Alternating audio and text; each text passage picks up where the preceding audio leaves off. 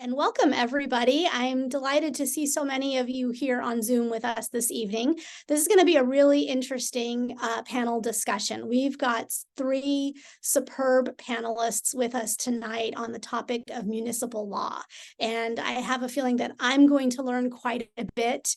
I have questions planned for these speakers, and I may chime in with follow-up questions as we go. I also want to just mention that all of these panelists deserve a very lengthy and wonderful introduction, but we're going to work their introductions right into the questions so we can get started right away and get you off to class in time for your 6:30 classes. So I'm going to begin with Jon sitting next to me here. And I would love for you to just introduce yourself and let us know what type of legal job now, and explain what the substantive legal work you do. I'm currently the assistant in Obispo County. It's an office of about 15 attorneys. There's 3 managers, the county counsel, assistant county chief county counsel. Then we have 12 different deputy county counsels. So for San Luis Obispo, it's a fairly large law firm. We represent all of the county departments. I believe there's something like 26 of them. We also represent the San Luis Obispo Council of Governments and the Regional Transportation Authority. And we practice everything. I mean, we run the whole gamut, everything from we have public health, behavioral health, social services to planning, building, public works, our sheriff's office, our jail. We have a homeless division. We do elections. So if you think about anything involving government and the county, our office is involved. We do a fairly heavy litigation work. I personally manage about 30 different lawsuits with outside counsel. I handle about 5 to 10 of those. My departments are planning and building. I do our civil services commission. Again, I do our SLOCOG, RTA, and also as being the assistant county counsel, a lot of some of the board of supervisors directed projects. And so that's me in a nutshell in my current job. Thank you so much. We will move on to Christine, City Attorney Christine Dietrick. Hi, thanks so much for having me. I, as Dean Baltodano said, am the city attorney for the city of San Luis Obispo. I have been city attorney since 2010 and with the city for about just short of 5 years before that. I am one of 2 employees in the city, along with the city manager that is appointed directly by our 5-member city council.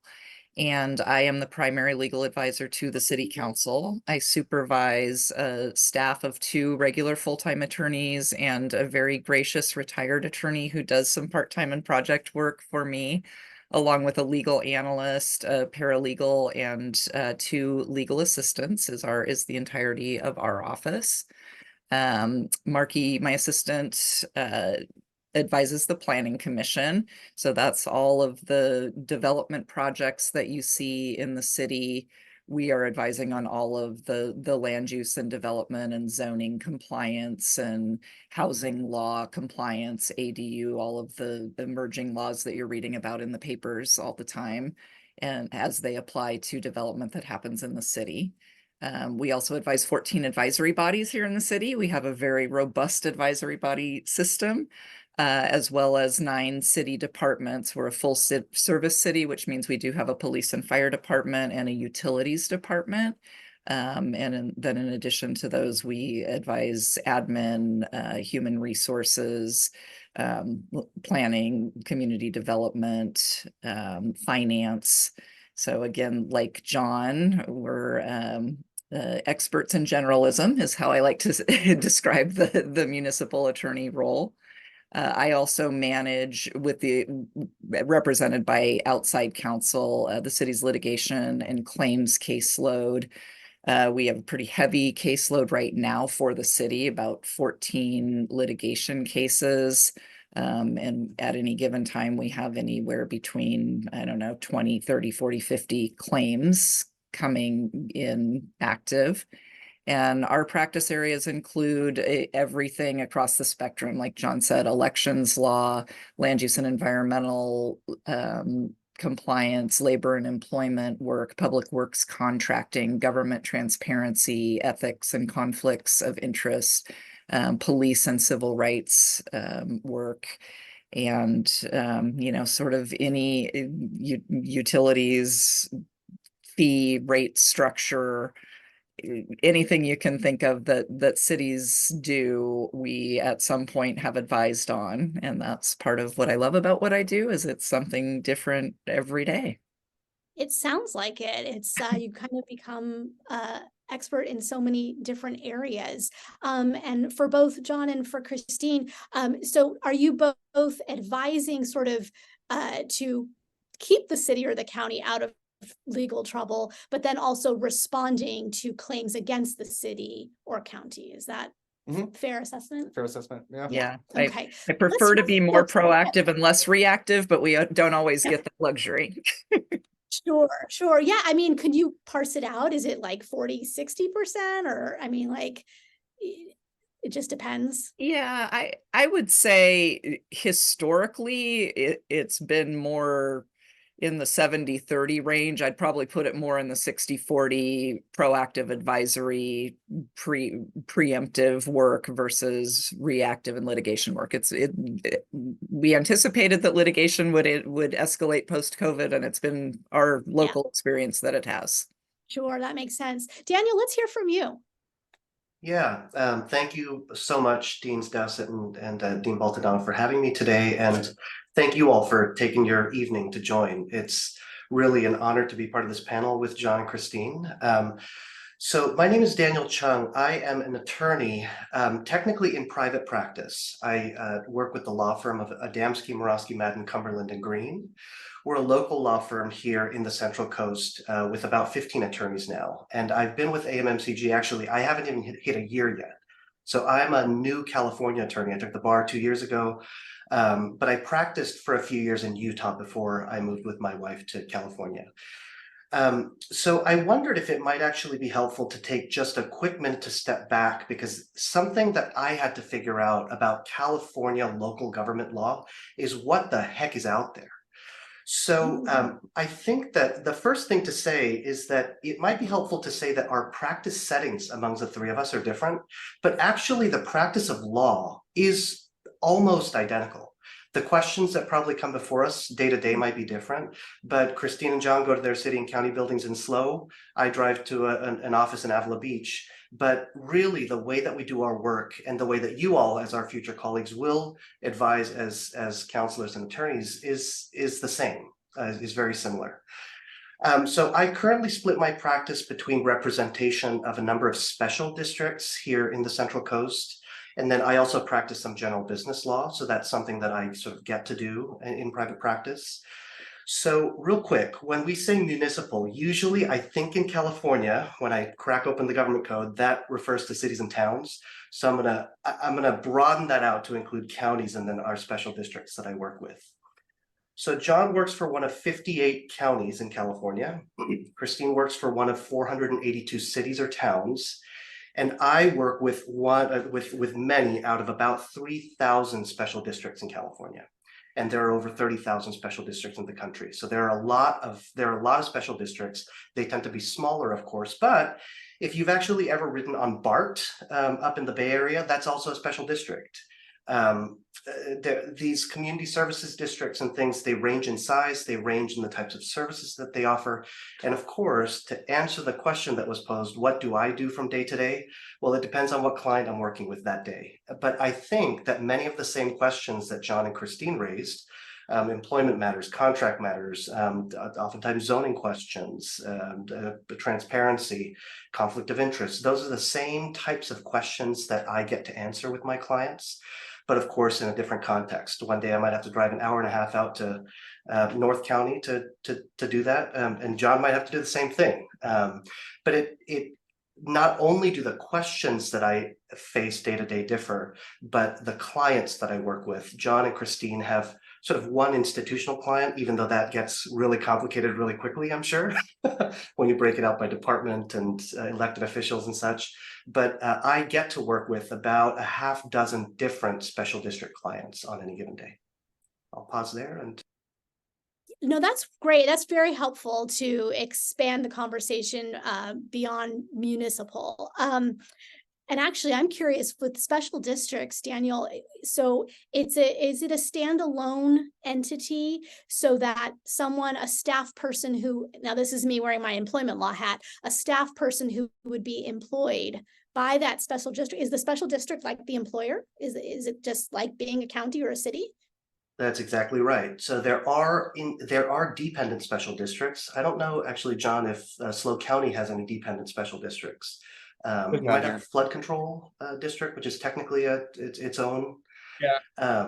But the clients that I serve are independent special districts, which means that they are all led by independently elected boards of directors. So just like a city council or the county board of supervisors, each of those clients has a different board of directors that's independently elected by their district. Awesome. That's very helpful, I think, for students to understand the lay of the land and to get a really great introduction into what the day-to-day looks like for all three of you. I really appreciate that. I know that students really are interested in learning about how do you get from point A to point B, right? They're in law school right now. They may hear something that really interests them tonight. And so they're going to be curious, like, how did you go from law student to where you are today? So at this time, I'd like to start with City Attorney Christine to talk about what your path was. What was the journey that you took from law school to the work that you're doing today? And we'd love to hear if that was a linear path or if there were twists and turns along the way. It was not as linear as I intended it to be, and I'm really happy to be here with this law school in particular because when I was undergrad, I was absolutely certain I was going straight from undergrad to law school. I knew I wanted to be a lawyer. There was no question in my mind, and I did a justice program for a semester in Washington, D.C., and my advisor in that program, undergrad, gave me what I now believe was one of the best pieces of advice I ever got, which was do not go straight from undergrad to law school. Law school is one of the most mind-narrowing experiences you will ever have, and you should have a life before you do it. And so I really love the model of this law school, and I really commend all of you for taking that advice. I think a lot of you. So I ended up taking 2 years off between graduating undergrad in California. I was born and raised in Las Vegas, and I went back home where I lived with my now husband and got married in those 2 years. Also in that time, I worked in an inpatient psychiatric hospital, the state hospital in Las Vegas. And I worked on the crisis intake unit, and I worked on a chronic mental health unit. And I will say that I learned more in that time that I use today in my job than I probably learned in law school and many years of practice thereafter. I chose to go to law school at Northeastern University in Boston, and I chose that law school because it's a cooperative legal education program, which meant it was on a quarter system. You did a year full-time classwork through the summer, and then the second and third years, we alternated full-time classwork quarters with full-time legal employment quarters. And so I came out of law school having worked for a Black woman founded and managed civil rights law firm, a health law advocacy nonprofit, a large downtown Boston law firm, and finally doing my last quarter for the ACLU in Los Angeles. And I had the tiniest glimpse of municipal law at the large law firm I worked at in Boston, but didn't really understand that that was my path yet. So after graduating law school, I worked in Southern California first for a solo practitioner. That was not a great experience. And then I came from there to the Central Coast to a private law firm. And I was doing primarily insurance defense litigation work at that time. But the firm that I worked for did sort of what Daniel's firm does. So they were contract municipal legal counsel for the cities of Pismo Beach and Morro Bay. And when one of the junior partners left, my boss came in and said, "Hey, congratulations, you're the assistant city attorney for Pismo Beach and you have a planning commission meeting tomorrow night." It was as if he was speaking a different language. I had absolutely no idea what he was talking about, nor did I know what I was supposed to do. But I found through that experience, through being assistant for Pismo and deputy for Morro Bay, that I really loved this work, that I didn't really love insurance defense litigation work. In fact, I hated it with a white hot passion that's hard to explain. But I learned very quickly how to do land use and how to advise city councils and planning commissions and work with staff. And I found it really exciting to be serving people that were serving their communities. And I was really, really motivated by that. From that firm, I worked for a kind of boutique plaintiff side litigation firm in Santa Barbara called Capello and Noel. And, learned a ton there, but decided that litigation practice was not for me, came back to the city as assistant city attorney, and just short of 5 years in, was appointed by the city council as city attorney.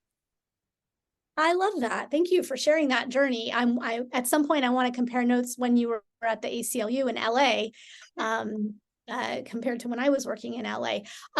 Let's go to, thank you so much. That was great. Daniel, let's hear from you next, please. Yeah, again, echo Christine, what you said. My wife is a professor at Cal Poly, and sometimes when I meet with her students, I always say, whatever grad school program it is, there's so much that you can learn from whatever other roles that you have. Before I came to the Central Coast, I shared with you also, I worked in Utah. I worked with the Utah State Legislature, and my job was to help them to change the laws, which means that every year California state law is changing.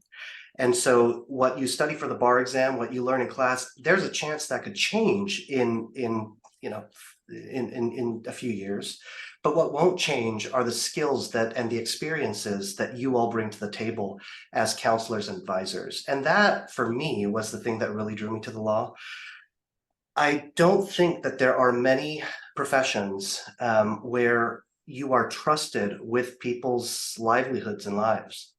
As a counselor and as an advisor. And that's the part of legal practice that I continue to enjoy. Sometimes you kind of bump heads with your clients and they bump heads with the people on the other side of the trial. But the thing that I most enjoy about legal practice is that we get to serve as advocates, but also as counselors and advisors to our clients. So I'm going to go way back to the fact that I am the proud son of a first-generation Korean-American immigrants. I am the first in my family, like I think some of you, to finish college in the US, not to mention any kind of grad school or being an attorney. I didn't have many folks growing up that I could ask about what it meant to be a lawyer, how I got there. The information I got was from Law and Order and A Few Good Men, which I watched growing up. And so the first sort of thought that I had was, if that's you, please know that there is support for you through the law school and through our legal community to welcome you here in SLO. And we are excited as a bar to welcome you as fellow attorneys and colleagues. So please talk to us, approach us, don't be shy, and reach out for any informational interviews or for questions that you might have. So after college, I spent a few years back home working as an educator. I did a music and outdoor education. So I wasn't school-based, I did after-school programming and worked in a faith-based nonprofit. And then I also served as an elected official on a small town council for the community that I grew up in back home. So I always knew that I wanted to serve the public.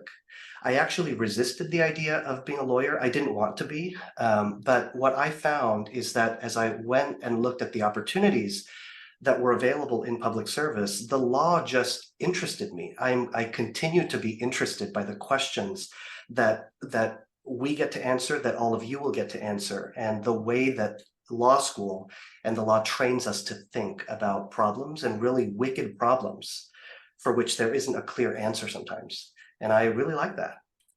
I don't like when there's a clear answer, answer choice C.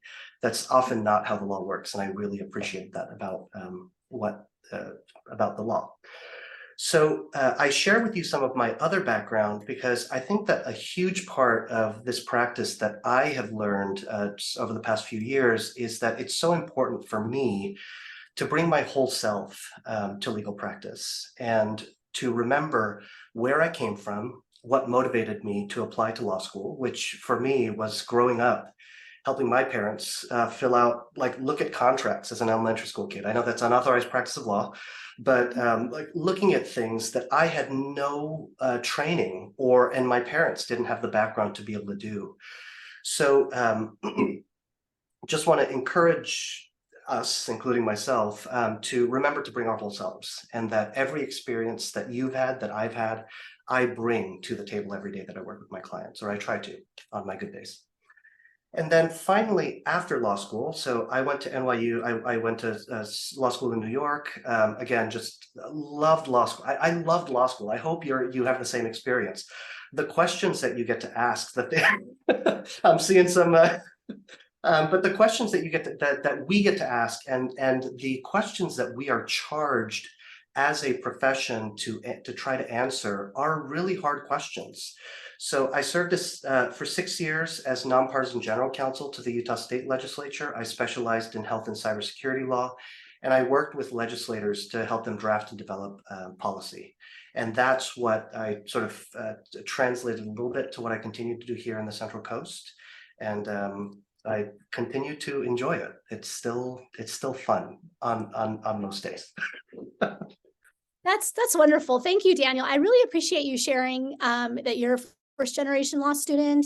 I think that's a story and that's a journey that a lot of our students can relate to. And I just want to also mention, because we have students attending from all of our campuses across California, that we do have resources and mentorships and support in all of our communities. So just wanted to remind students of that as well.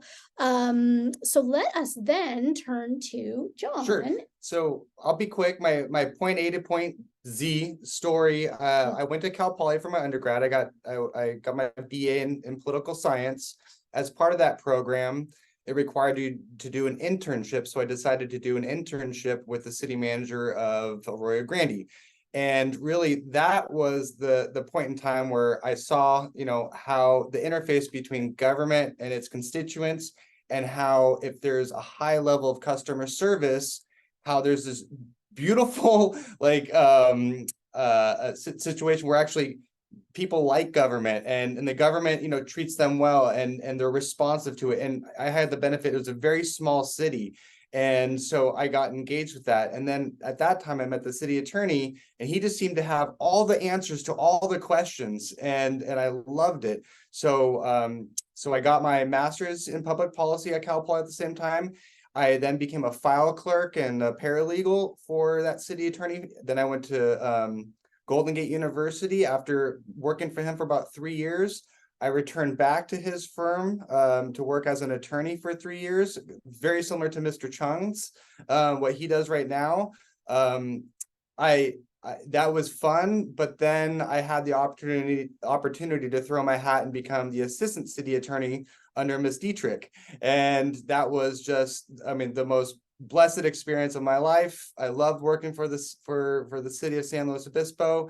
And then an opportunity arose where I was able to then become the assistant county counsel at the county. And really just there, it's just a little bit bigger, more issues. But for me, it really was just carrying with me my mission for government needs to be customer service based. And we need to do, and if I can, as part of my role, I can add value to the agency and still, my values in the agency, which is that we need to be very responsive to customers. We need to be fair. We need to treat people right, and we need to do things right. And so I've just been able to take those and just carry them through my career. So that's my A to Z. That's wonderful. I just a little bit to follow up on that. I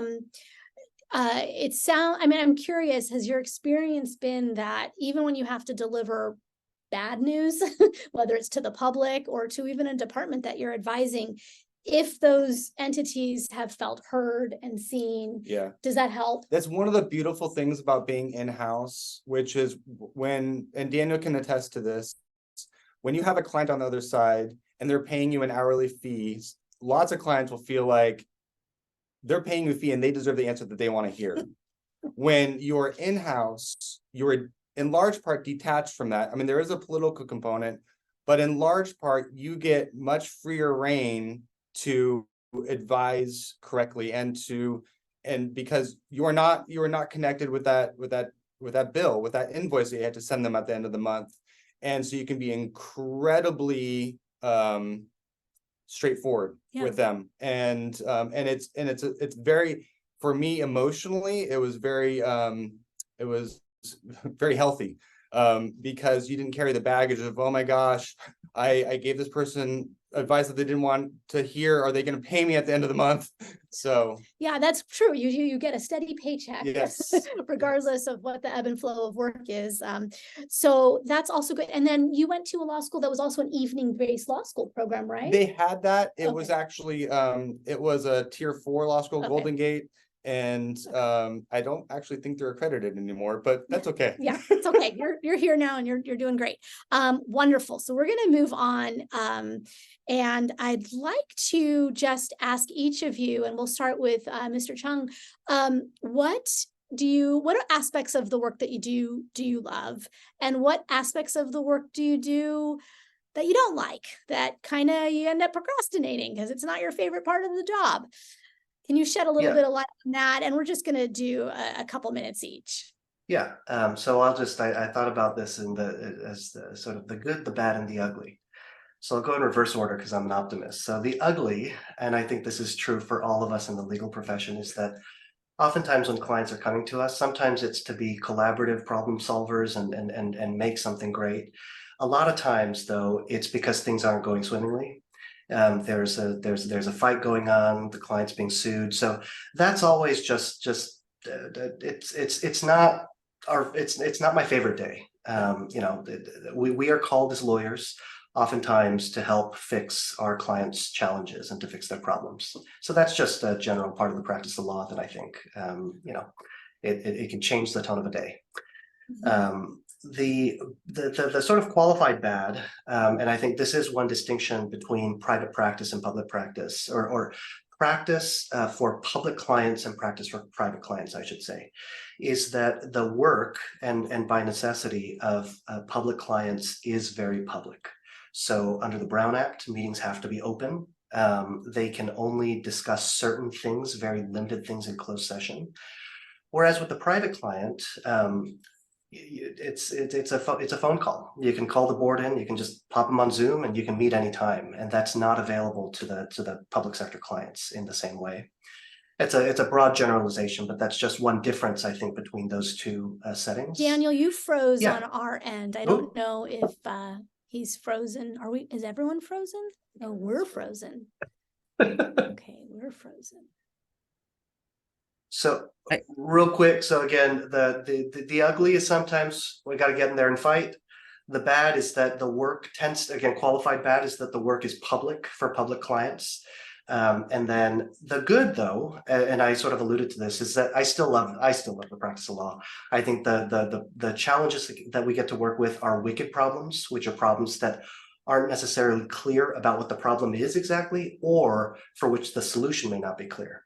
This isn't just, take a pill a day and you're good to go. I think the questions that, again, all of us will be able to work on for whatever clients we work for are oftentimes really tricky, challenging, and in the best case, we are trusted to help walk them through that particular challenge. That's great. Thank you for that. John, your turn. So the thing I love the most is if you're in municipal law, I mean, pick your issue, whatever issue you want to do. I mean, there's something for you. If you're like environmental law, you can do that. If you like, if you want to do law enforcement, you can do that. I mean, there is something for everyone. And so it's what I mean, there's just so many different things that whatever your interests are. So, but I highly prefer being in-house, nothing personal, Mr. Cheung, because it really you get embedded in each issue, you get embedded in each project. So instead of them coming often, you know, to you if there's an issue, you get involved from the very beginning.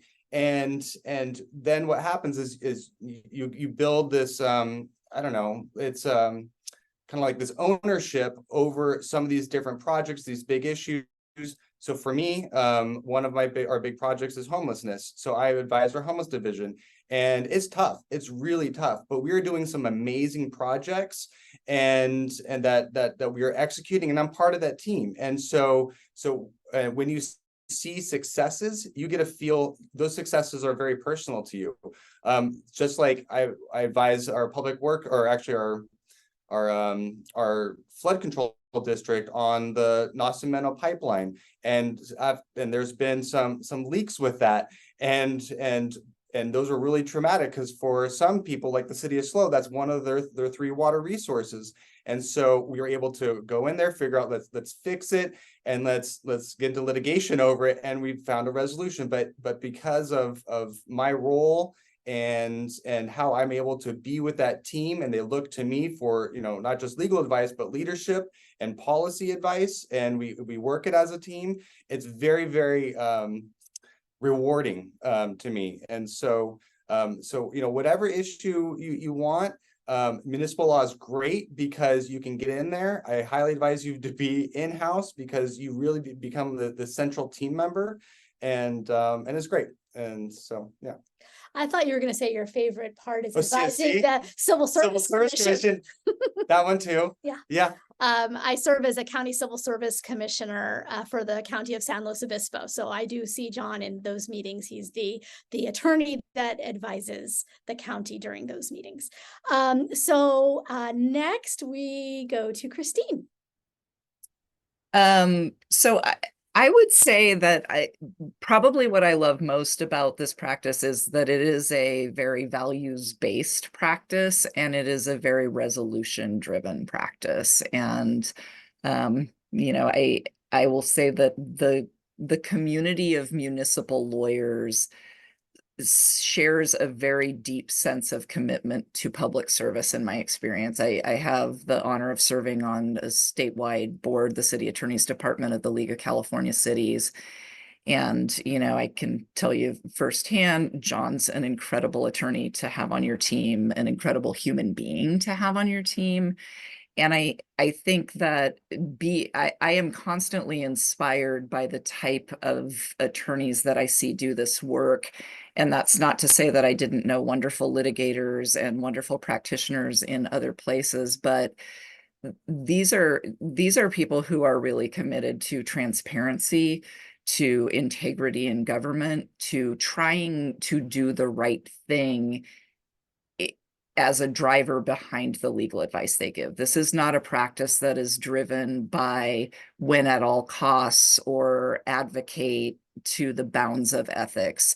This is a very ethics-centered practice. And I think that was a really comfortable fit for me. I feel those values very deeply. I get to come to work every day and be reminded that we serve an extraordinary community that deserves to receive extraordinary service.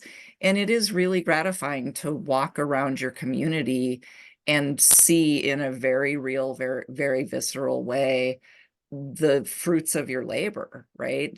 To understand that it's kind of an immediate gratification, although some projects take 10, 15 years. I mean, there are projects I've worked on my entire career. But when those things come to fruition in your own community and you see the advice you provide help support the service that is extended to your community, it is incredibly rewarding, and it is incredibly humbling. It should make you feel gratitude every day that you get to do this work. And I think that it attracts a certain type of person, and you get to be surrounded by those people. There's knuckleheads everywhere. There's bad employees everywhere. I have found that to be much less in the public sector than I did in the private sector, because I do think it's very values driven and resolution driven from the perspective that the public's work has to get done. The clean water needs to run, the toilets need to flush, there needs to be an emergency response, and everything that we do is focused on and calculated to resolve barriers to accomplishing that public service and to facilitate resolution of the problems that are facing our communities. And so that it is, even on the most exhausting days, really an incredible way to spend a career. The part I enjoy least is, frankly, there's been a rise in incivility in government, and I find that very difficult to take, particularly targeted at our elections officials in recent times. That is an incredibly dedicated, hardworking group of people who really are committed to values of inclusion and democracy, and to see that kind of vitriol directed in that direction has been probably the most disappointing part of my career. Yeah, that makes sense. Thank you so much for sharing that. I want to move on to our last question so that we can open up for questions from students. But I just want to broadly ask a question, and anyone can chime in. The day-to-day, I mean, do the time that you put in your work day, does it vary depending on whether you have public meetings going on? And there are days that we're really focused, you're doing your work at your desk, but then there's other days when you're out at the field. Is that true for all of you, more or less? Just a head nod. Yeah. It's a hodgepodge. It's a mixed bag. I mean, you can find, just the other day, I was in court in the morning for a gun violence restraining order, trying to take away a man's ammunition because he was threatening his ex-wife, and he had a whole bunch of guns. And then right afterwards, I think I was doing a PRA or Public Records Act review, and then advising our health agency on something. I mean, it's everything. And yeah. Well, that's wonderful. I think this has been very, very helpful for students, and I would love for you to impart one last piece of advice for our students. So I asked each of the panelists in advance to think about themselves. What advice would they have loved to have heard when they were in your shoes, when they were when they were law students? What advice do they wish they had? And they can't go back in time to give that advice to their younger self, but they can share that advice with you. So who would like to start on this one? Anyone? Or else I'll start. Sure. Yeah. Be comfortable with being uncomfortable, right? Which is, you have this level of insecurity as to, am I doing everything? Am I the best attorney? Are people judging me? Oh is this person better? What law school did they go to? Is it better than mine? Am I making all the right arguments? Like, don't worry about that so much. Just be yourself. Do hard work, be honest, have integrity. And if you have all that, and have common sense, if you have all that, it'll come together for you. Don't worry about the future. I think that's great advice. I am reading a book right now that there's so much social science documentation and studies saying just that, which is that to really thrive and to be successful, you do need to be comfortable being uncomfortable, because that's where the growth happens. That's where the resiliency happens. That's really key. So thank you for sharing that. Christine, what's your nothing will make you feel that more, get you comfortable with that than doing your job on TV. In your salary. In real time. Online. And having your performance be subject to public comment. Yeah. Right. Yeah, I mean, along the same lines, I think don't try to fit into the mold of what you think someone else expects you to be. I think people respond uniformly well to authenticity, and so you don't have to look or feel or talk like some other lawyer that you've seen. I think if you bring your intelligence, your integrity, and your hard work to the table with your own personality and your own style, that is what is going to drive you most quickly forward successfully. That's really great advice. Thank you. I feel like actually all this advice is, you know, all of us can use it, right? Even if we've been practicing for many, many years. Daniel, what's your advice to your students? So just three things. I started off with don't forget who you are and what's important to you. I think it's easy to lose sight of that, especially in a demanding school program and career like the law. Take care of yourselves. The second is I've had to learn to be flexible on whatever opportunities or experiences might come up. So I started talking about the different practice settings. So I didn't know that I wanted to be in a private at a law firm, but I did know about the kind of work that I enjoyed.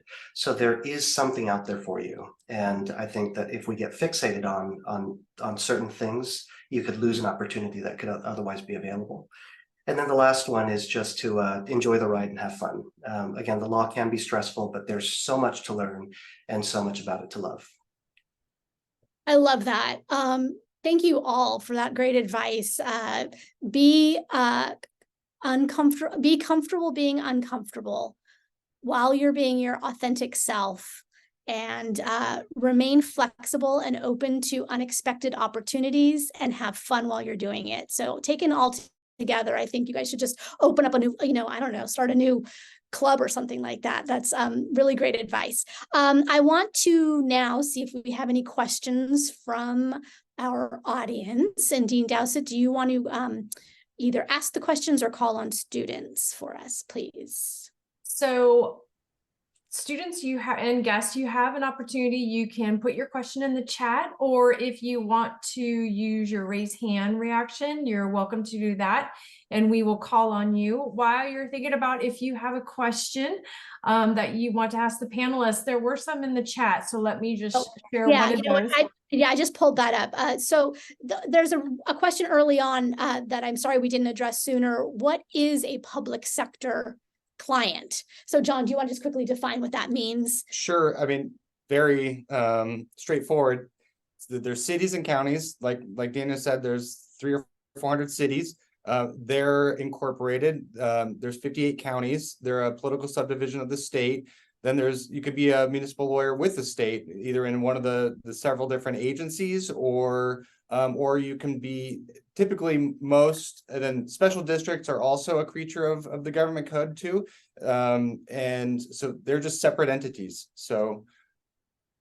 Okay, so those are public entities as opposed to a private client, right? Which would be a business or a family if you're advising a family, right? So just I wanted to clarify that for folks. Then we have a question from Michael Hurley. Do you want to unmute yourself and ask your question? Yes. Hi, everybody. Nice to see familiar faces, and nice to meet you. Hello, Ms. Dietrick. Nice to see you again. So I really want to thank you guys for taking your time to be here. And here's my question. This pertains to kind of the recent trend, I hope that's the right word, in areas of access to justice. And given your roles, and I find it really great that the school put together multiple layers of your organization. So there's county, city, and then like an ancillary player on multiple different size teams. So this is a great panel. And my question is, do access to justice initiatives in these smaller communities, I come from much bigger cities than even San Luis, but do those impact your work in your public facing responsibilities? And separately, do you see changes in sort of outreaching initiatives along those lines coming in the coming years? Thank you guys so much.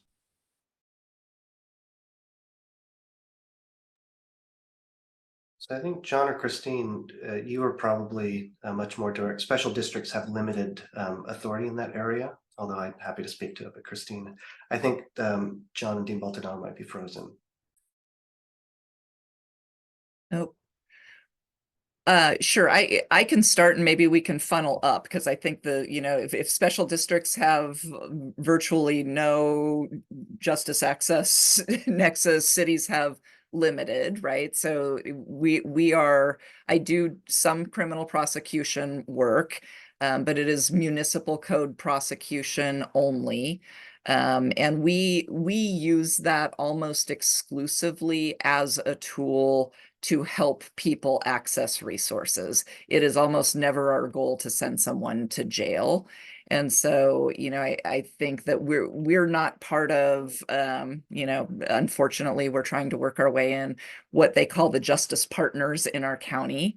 And that's the district attorney's office and the public defender's offices and some of the social services support and parole and probation offices, where those initiatives are going to be more daily in play. We are trying as a city to work through those programs to help people who are finding themselves in chronic contact with the criminal justice system to access resources towards an alternate path. And so that's kind of the role the city and I, as the city prosecutor, get to play in that. And we are really trying to partner with county behavioral health and the DA's office and the public defender's office to try to further develop some of those community partnerships. But and then I'll let Jon speak to maybe from the jail perspective or the county perspective, which has greater involvement there. Yeah, and I missed some of your question because we actually cut out, but I think I get the gist. But yes, I mean, in our role, we are able to do lots of access to justice issues. We do have a probation department. We do have a jail. We do have a contract public defender. We do represent our DA's office. We don't do the criminal prosecutions, but obviously the DA's office does those. But we do look at our criminal justice system holistically. And like what Christine said, when we have things that don't work, especially in the mental health side, what adjustments, what changes do we need to do in order to address that? So there's lots of opportunity if that is something you're interested in. I mean, right now this is public. We have an investigation from the Department of Justice into our jail medical system. And so we have been working over the last 3 to 5 years on that. I mean, lots and lots of work. So we have an attorney in our office that does that, I would say 40% of her time. So so there's lots of opportunities to get involved in that work. And it's fun because, again, to Christine's comment a while ago, it's very value driven. And if we can get around the values of, we need to make this work and we need to help those where the system's not working for, and you can be a part of that. It's like a giant ship. It's slow to move, but you can move it nonetheless. And if we all work together, we can hopefully make it a better system. Yeah. Thank you. Daniel, did you have anything to add to that? We actually cut out for a while, so I didn't hear the full question. Gotcha. So if I could just really quickly, 15 seconds. I know access to justice is a very particular expression that you're asking about, Michael, but I do want to add from the special district standpoint that many of my clients are really the closest form of government that sometimes folks have. And so even if something like criminal justice or access to certain services might not be available through that CSD, through the community services district or that district, oftentimes the elected officials on that district, sometimes to the chagrin of other governmental entities, do sort of serve an interfacing role, because they're the ones who, the meeting hall is right down the street from where they live. So there is a sort of shared responsibility that I think each of the governmental entities serves. And that's what makes, again, what Christine said, governmental practice so exciting, is that there are so many different layers, but also what Jon mentioned, the breadth of questions that come up in that practice are also, endlessly fascinating. Wonderful. So a couple more questions that have been posed in the chat. First of all, how would one go about finding an internship in your area of law? I know that County Council offers internships because I just hosted an internship spotlight at our SLO campus, and he was one of our panelists. So I think we know that those are out there. Does the city have capacity for interns? And what about your law firm, Daniel? So we have periodically tried to facilitate interns, and we have had great success with the ones that we've had. One of them is my assistant city attorney today. And another is in a very successful private practice serving municipal clients at a private firm in LA. We have had really strained capacity because it is important to me that if somebody's having an internship with our office, that they're having a substantive experience and that they're, that they're doing work that is valuable to their growth in the legal community, whatever their ultimate path might be. So we are nearing fully staffed for the first time in a really long time, and I am hoping to reinstate that program within this next year. And Daniel, real quick, because I also want to just broaden the question that, I was asking 3 folks that are working in San Luis Obispo, but of course, our students are all over the state. So, I think you can look for these internships the same way you would look for any other job. Does your firm have intern programs? So I don't think that our firm has a structured internship program, and particularly on the public entity, again, the government clients, because the work sort of there's a little bit of work for a lot of different clients, right? And so it's a little bit hard to facilitate that sort of summer internship type experience. I know that Jon was pointing to Dean Baltodano, so I think that the first point of contact is always that the law school has great resources that are available, but I did want to leave 3 websites to look to, 3 resources to look at that I know Christine and Jon are actually both actively involved in. The first one is the Association of Counties. They're counties.org. So that will have a list of jobs and internships. I was just on the job market, so I'm very familiar with these resources. So counties.org, the League of California Cities, which is calcities.org. So that's, again, same thing for the counties, but for cities. And then there's the California Special District Association, which is csda.net. So each of these organizations will have a ton of great, just general resources about what each of those different entities does. They have amazing guides that I have used as a textbook in my practice, especially at Cal Cities and the Association of Counties. And then when you're on the job market, I think there's some sort of mixed listings for summer internships. But if, let's say, you move to the Central Coast from somewhere else and you're thinking you might want an internship at a special district back where you grew up, you can go to csda.net and look up what special districts are in that area. So that's an option, is just to reach out and say, of course, I know that as law students, you're looking for supervision with an attorney, but each of those districts will have legal counsel. All of the cities and counties have legal counsel, whether it's in-house or contract. And then last thing, on the central, I think in SLO County, and Jon or Christine, you can correct me if I'm wrong, one just practical thing that I had to learn is I think that the only legal departments that are in-house in San Luis Obispo County are county council, represented by Jon, and the city of San Luis Obispo, which is led by Christine. So all other cities, special districts, any other governmental entity in SLO County will have a contract attorney with a law firm, much like ours. The city of Santa Maria, northern Santa Barbara County is also that's right. Office. Yep.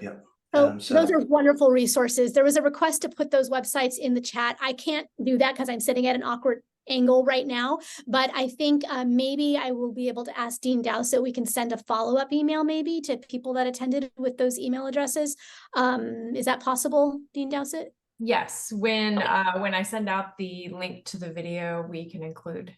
Okay, perfect, because I did write them all down. Someone also asked for the name of the book that I referenced. It's Hidden Potential. I can't remember what the subtitle is, but the author is Adam Grant. That I think we're getting up to that point where I know many of you have to log off and log on to your classes or get into your classrooms. So I want to take this time to, yes, one quick question, Stephanie.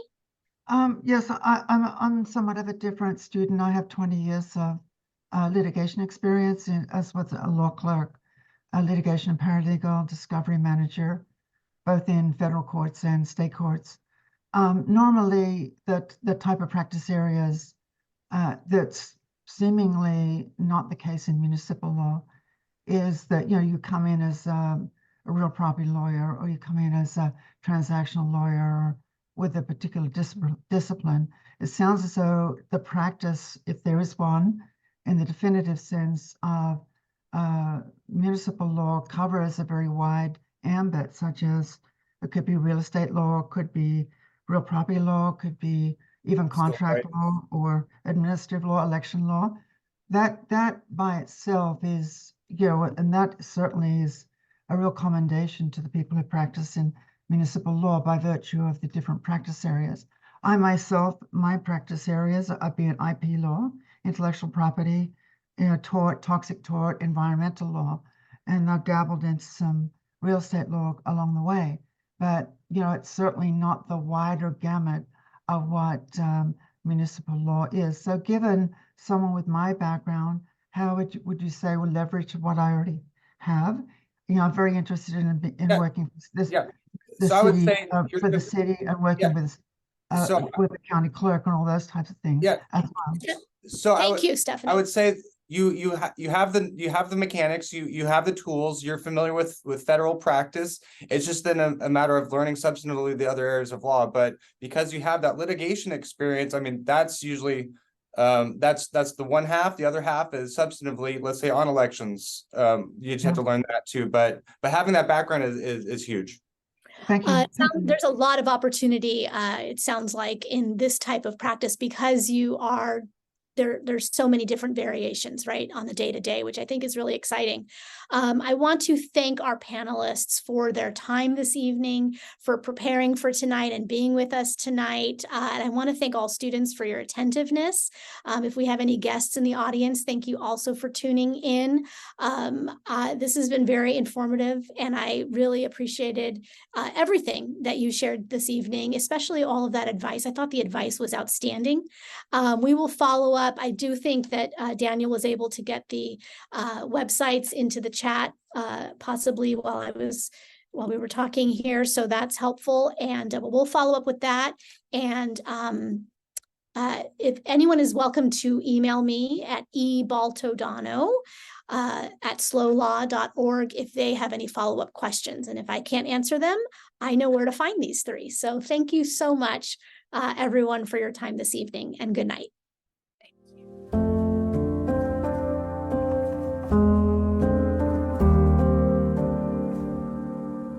Thank you.